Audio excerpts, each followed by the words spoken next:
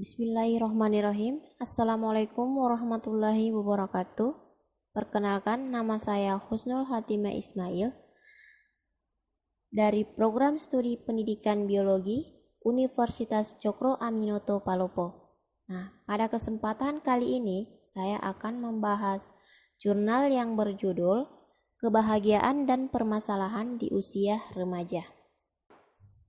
Adapun abstrak dari jurnal ini adalah berdasarkan tahap perkembangannya, usia remaja disebut dalam masa pancaroba atau transisi, yang disebut juga peralihan karena sedang mengalami perkembangan fisiologis atau perubahan fisik primer maupun perubahan fisik sekunder, perkembangan emosi, psikis atau mental yang mudah berubah-ubah atau emosi tidak stabil, dan perkembangan sosial, tuntutan atau beban sosial yang akan menimbulkan ketakutan, kecemasan, bahkan rasa tidak percaya diri.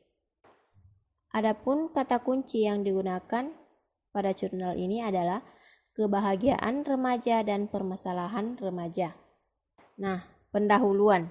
Tantangan perubahan yang dibawa oleh era globalisasi hendaknya tidak mengoyahkan optimalisasi perkembangan warga masyarakat dan hendaknya menjadi pemacu bagi perkembangan manusia seutuhnya.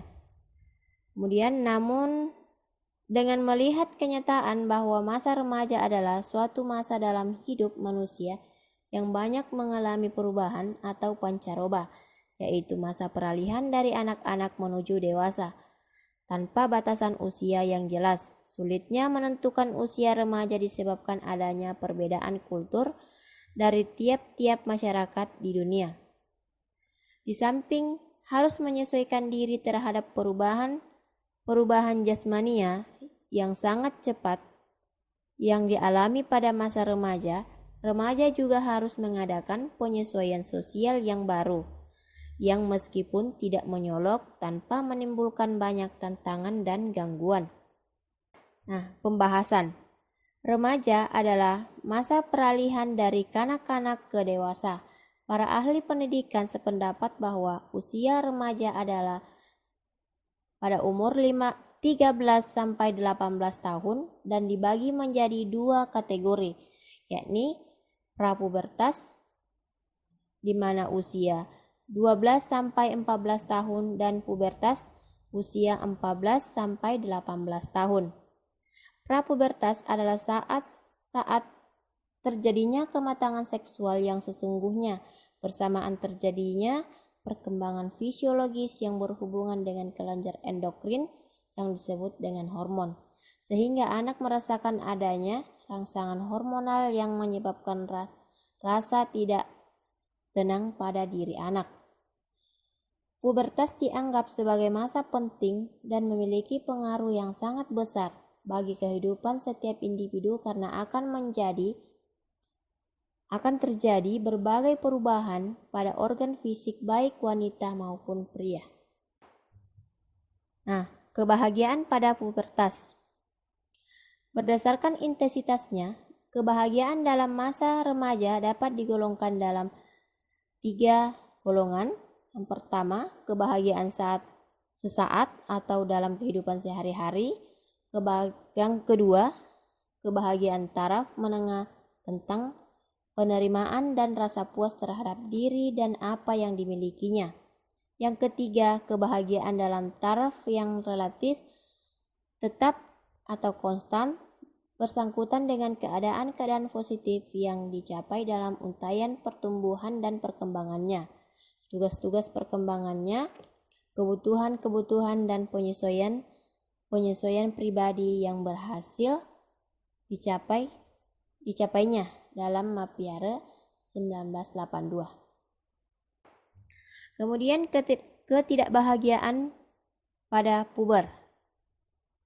Secara umum, remaja mula-mula tidak mau memakai pedoman hidup dan sikap atau pedoman hidup yang baru. Hal ini yang menyebabkan kegoncangan dan akan menimbulkan masalah-masalah dalam Mustaqim 2001. tingkah laku wajar yang menurut ciri-ciri masa remaja. Yang pertama, perasaan dan pikiran mengenai fisik. Ada bentuk badan yang diidam-idamkan dan dipikirkan untuk dicapai. Yang kedua, sikap dan perasaan mengenai kemampuannya.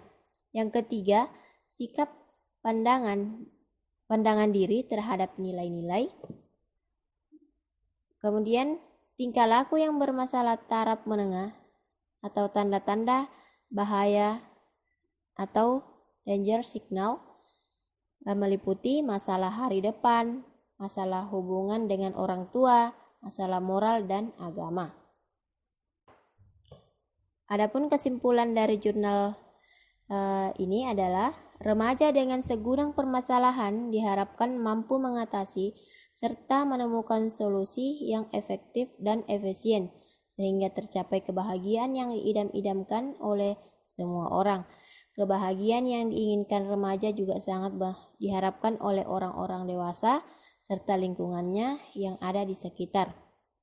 Berdasarkan 3 kelompok kebahagiaan yang dapat dicapai secara positif, kebahagiaan banyak bergantung pada diterima atau tidaknya apa-apa yang dialami atau yang telah dicapai. Dengan kata lain, seseorang telah dapat menyesuaikan diri dengan kemampuan-kemampuannya, menyesuaikan diri dengan lingkungannya, serta berhubungan antara pribadi dan lingkungannya, termasuk dalam tuntutan yang bersifat religius.